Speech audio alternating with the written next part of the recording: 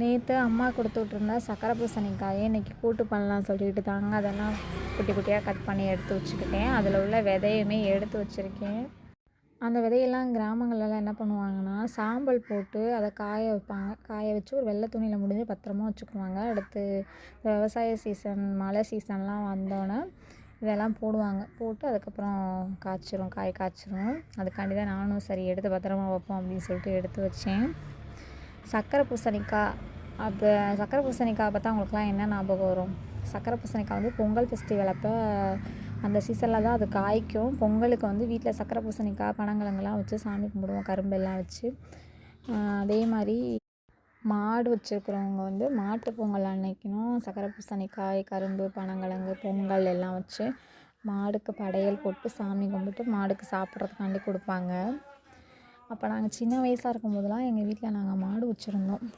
அப்போல்லாம் வீட்டு பொங்கல் கொண்டாடிட்டு மாட்டு பொங்கலும் கொண்டாடுவோங்க. மாடு இருக்கும்போது பால், தயிர், மோர், வெண்ணெய் இதுக்கெல்லாம் எந்த குறையுமே இருக்காதுங்க. இப்போ அந்த வீட்டில் பண்ணி சாப்பிடும்போது அதோட டேஸ்ட்டே வேறு லெவலில் இருக்கும். அந்த வீட்டிலையே பண்ணி எங்கள் அம்மாச்சி வந்து அப்போ வந்து எங்களுக்கு வீட்டிலையே மோர், தயிர், வெண்ணெய் எல்லாமே எடுத்து கொடுப்பாங்க. சூப்பராக இருக்கும். எனக்கு அதான் அந்த சக்கரை பூசணிக்காய் பண்ணும்போது அந்த சின்ன வயசு ஞாபகங்கள்லாம் வந்துருச்சு. அந்த மாட்டு பொங்கலுக்கு இதெல்லாம் பண்ணுவோமே அப்படின்னு சொல்லிட்டு. சக்கரை பூசணிக்காய் வந்து ஒவ்வொன்றும் வந்து நல்லா இனிக்குங்க. ஆனால் ஒவ்வொன்றும் வந்து இனிக்காது. இதில் வந்து நம்ம கொஞ்சம் வெல்லமும் சேர்த்துக்கலாம்.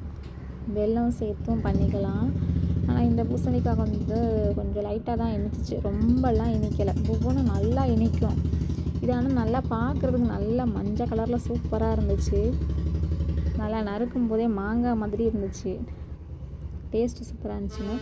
லைட்டாக தான் இனிச்சிச்சு. நான் தான் கொஞ்சம் வெல்லம் போட்டு நல்லா கிளறி விட்டேன். சூப்பராக இருந்துச்சு. அதோட சக்கரை பூசணிக்காய் பொரியல் இன்றைக்கி பண்ணியாச்சு.